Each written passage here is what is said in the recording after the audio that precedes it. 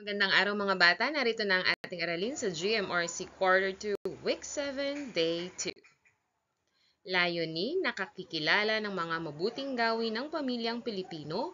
Natutuklasan na ang mga mabuting gawin ng pamilyang Pilipino ay nakatutulong sa kaayusan ng pamilya.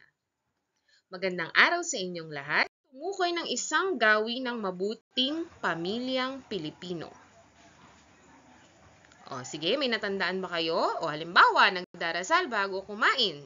Sama-samang naglilinis, nagmamano, at marami pang iba. Yan. So, sana may nabanggit kayo, no, at naalala. Bago natin ipagpatuloy, ngayon, umupo kayo ng maayos, makinig ng mabuti sa video ito. O, tingnan at suriin ninyo ang larawan. Anong ginagawa ng pamilya? Yan, sila'y sama-samang kumakain. Sabay-sabay silang kumakain. So, ngayon, basahin niyo muli, masunurin. Sa araw na ito, inaasahang makikilala ang mga mabuting gawin ng pamilyang Pilipino. So, bibigyan din pa natin, no, para hindi niyo makalimutan at maisagawa ninyo. Inaasahan din na matutuklasan na ang mga mabuting gawin ng pamilyang Pilipino ay nakakatulong sa kaayusan ng pamilya. So, tingnan ninyo ang mga bata. Anong ginagawa nila? Ayan, so nagdarasal muna sila bago kumain. Kahit gaano pa yan kasarap, dapat lagi tayong nagpapasalamat kahit gutom na gutom ka na. So, suriin ang mga larawan at itaas o sabihin nyo na lang kung anong ginagawa nito. O anong ginagawa nila? So, sila ay nag-uusap o nagkukwentuhan. Ito naman, tumutulong kay lola o sa nakakatanda, yan na nahihirapang maglakad, inaakay niya. Ito, anong ginawa niya? Sinipa niya yung pusa. Okay, o tama ba yan? Siyempre hindi. O ito, yan, inaaway niya yung bata o kapatid ba niya yan o kalaro niya. So, hindi yan magandang gawain. Ito, tinutulungan niya ang batang nadapa o kaya natumba. Magandang gawain yan. So, ipapakita ko sa inyo ang mga meta cards. Babasahin ko ito at subukan nyo namang basahin muli. Ang pagdarasal bago kumain. Ulitin nyo nga. Ang pagmamano sa nakatatanda. Ulitin nyo nga. Ang pagsabi ng salamat po. Ang pagpunta sa bahay o gusaling sambahan tuwing linggo. Ang pagtulong sa mga miyembro ng pamilya sa paglilinis ng tahanan. Ang pagkain ng sabay-sabay ng pamilya.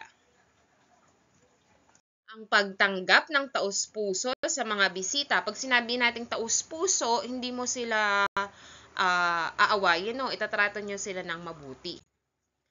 Ang pagsunod sa tagubilin o sinasabi ng magulang o taga-pangalaga. Basahin nyo nga.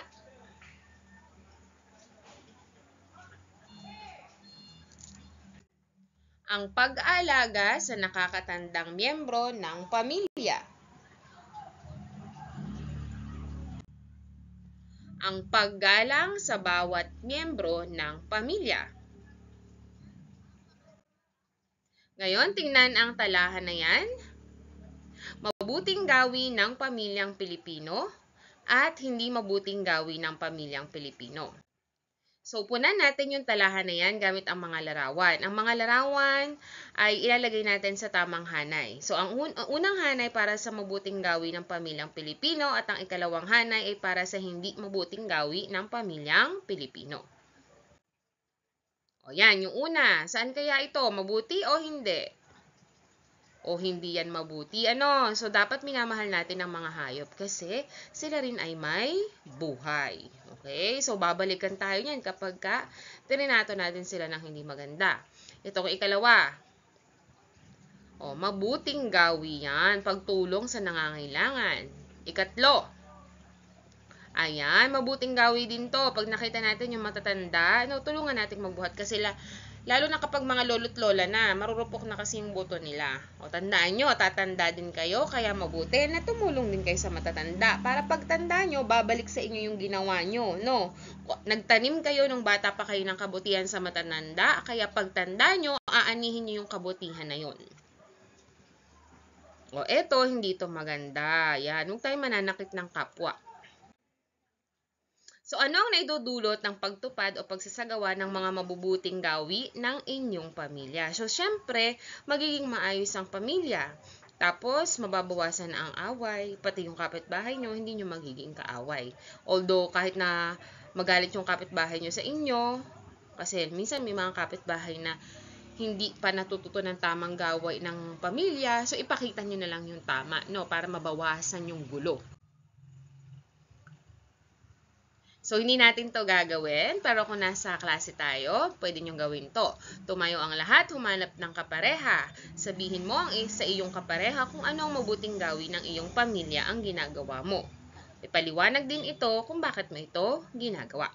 So, pwede nyong maging kapartner yung pamilya nyo dyan sa bahay, no? Tapos sabihin nyo sa kanila, ano ba yung nakita nyong magandang gawain na ginagawa nyo sa pamilya nyo? At bakit? Sabihin ng mabuting gawin na ginagawa ninyo ay nakakatulong sa kaayusan ng inyong pamilya. So, mas lagi lalong tumitindi yung pagmamahalan. Yan, nababawasan ang away, ang gulo, ang galit sa pamilya kapag mabubuting gawi ang ginagawa natin. So, punan ng letra ang mga patlang upang mabuo ang mga pangungusap. Ang pagdasal bago kumain. Anong nawawala kaya doon? So, letter P. Ang pagmamano sa nakatatanda. Ito, ano to? Letter M. Yan, masyadong maliit yung space. Hindi ko maisulat. Next, ang pagsagot ng opo. Ang pagsimba tuwing linggo. Anong nawawala dito? S. Ang pagtulong sa miyembro ng pamilya. Ito ay letter T. Yan. Basahin muli natin.